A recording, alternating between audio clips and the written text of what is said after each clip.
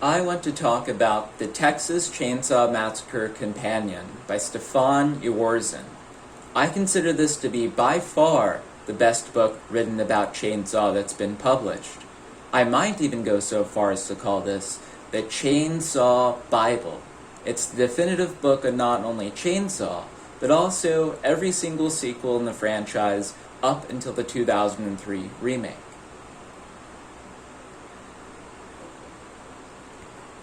Jaworzyn even dedicates sections or even entire chapters to related films, like Tobe Hooper's Eggshells, the documentaries, A Family Portrait, and David Gregory's The Shocking Truth, as well as the short film Head Cheese, done by students of Kim Henkel, and even the Lost Chainsaw film, Tobe Hooper's All-American Massacre. There's even a whole chapter on just Tobe Hooper and his career, which briefly explores his films up until the Toolbox Murders. The last chapter of this book is centered on the butcher of Plainfield himself, Ed Gein. A lot has been said about Gein and his influence on Chainsaw. The whole line about the film which you are about to see is true, which is not true, by the way, and the based on true events aspect of Chainsaw is said to come from Gein, who actually lived in Wisconsin and never used a chainsaw at all. Gein dug up graves and made furniture out of human limbs. I'm still agnostic on whether or not Tobe or Kim really had him in mind very much when writing the screenplay or shooting the picture.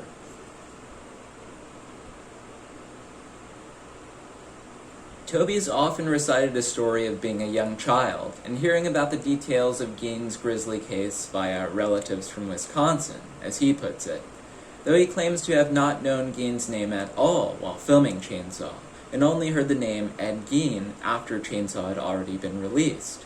Well, there's a few issues there. When Gein's crimes were discovered and he was arrested, Tobe was 2 months shy of being 15, definitely not a small child. Cast and crew members, including Gunnar Hansen, have gone back and forth on whether or not they had any discussions with the filmmakers about Gein. I think Gunnar, in the first audio commentary track for Chainsaw with Daniel and Tobe, said he didn't remember any conversations about Gein. Then in later years, and maybe in his book, he claims to have had numerous conversations with Tobe about him. Yet Tobe claims he didn't even know his name.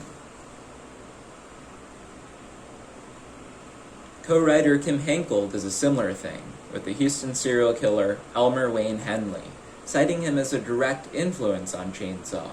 I don't see how this is possible either, as when Henley turned himself in and confessed to the crimes, production for Chainsaw had already begun, and they were exactly 30 days into filming.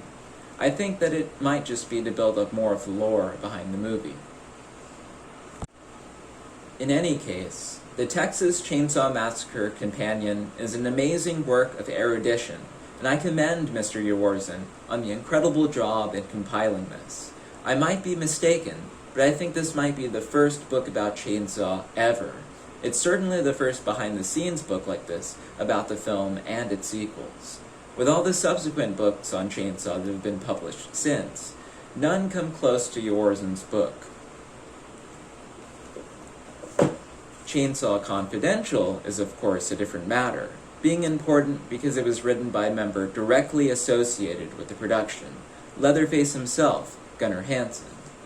Gunnar writes the foreword to Chainsaw Companion.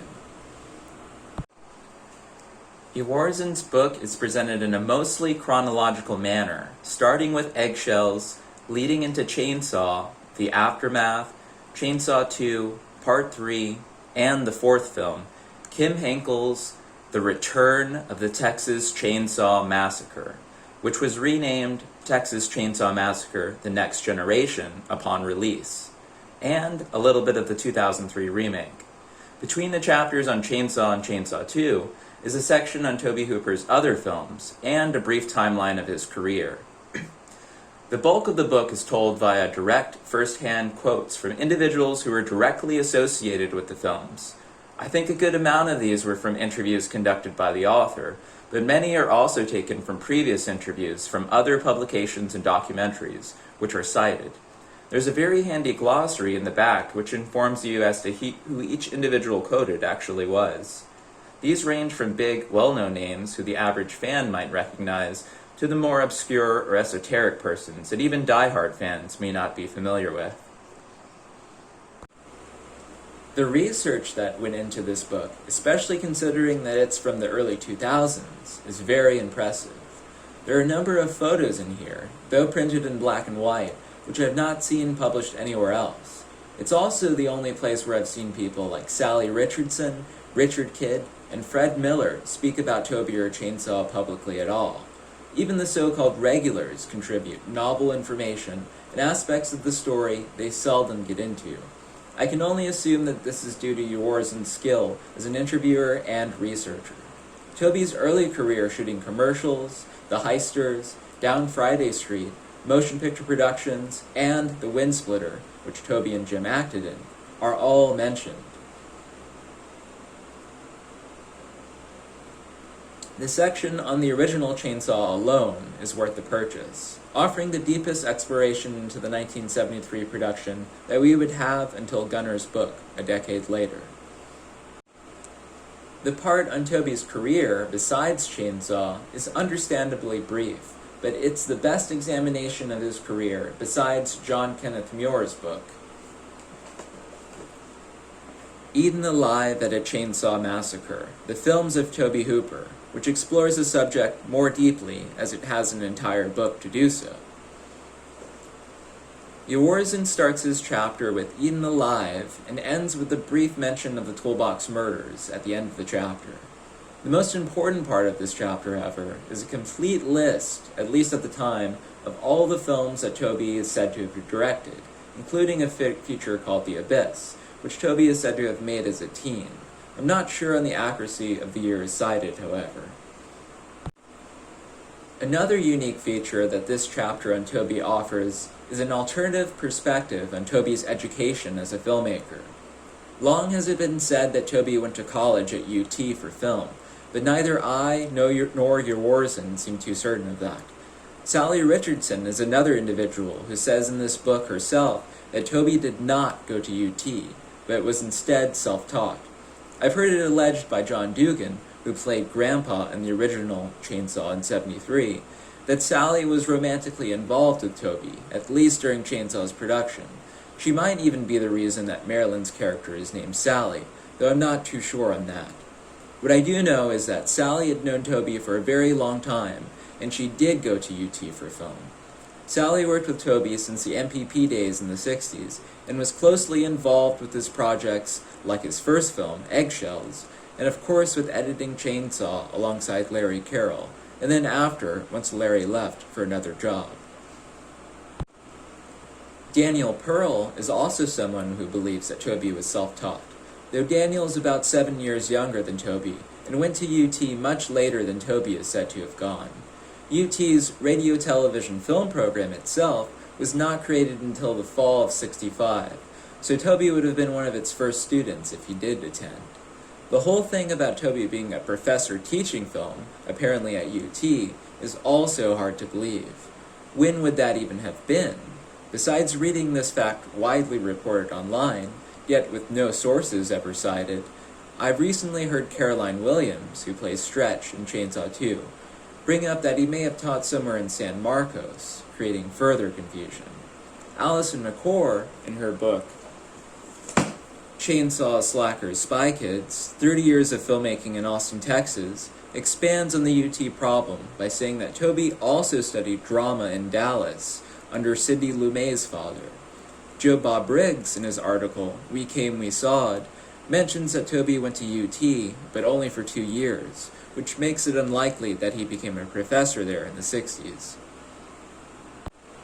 This was the book that taught me most of what I know about the Texas Chainsaw Massacre. Before this, all that I knew about the film was gleaned from the trivia section of the entry for Chainsaw on the Internet Movie Database, and from the 2 documentaries released about Chainsaw at the time, especially David Gregory's The Shocking Truth. I was quite surprised when I looked up this book and read some of the reviews on Amazon from those who had purchased it and made quite disparaging things about Stefan and his writing style. Numerous reviewers stated that they didn't enjoy the format it was written in, being told almost entirely via first-hand accounts, and criticized Jaworzyn on his writing once he did step in, calling it bland and too opinionated. Yet at the same time, the reviewers also criticized the author for offering no insight or interpretation of his own, rather than just the plain facts and history. This seems to be a common opinion. I, on the other hand, loved what Jaworzyn chose to do with this. I dislike books that are nothing but commentary, with little in the way of actual facts, or with the same facts that have already been written about time and time again. Jaworzyn presents novel information here that comes straight from the people who were involved. I think that those books about Chainsaw which rely almost exclusively on the author's interpretation, or commentary behind every little thing, are boring, personally. That sort of thing doesn't interest me at all, honestly. I will say that among the people that have done books more along those lines, I think Joseph Lanza's was best, with his book, The Texas Chain Saw Massacre, the film that terrified a rattled nation. Recently, I discovered an updated version of Jaworzyn's Chainsaw Companion existed, and was published in 2013.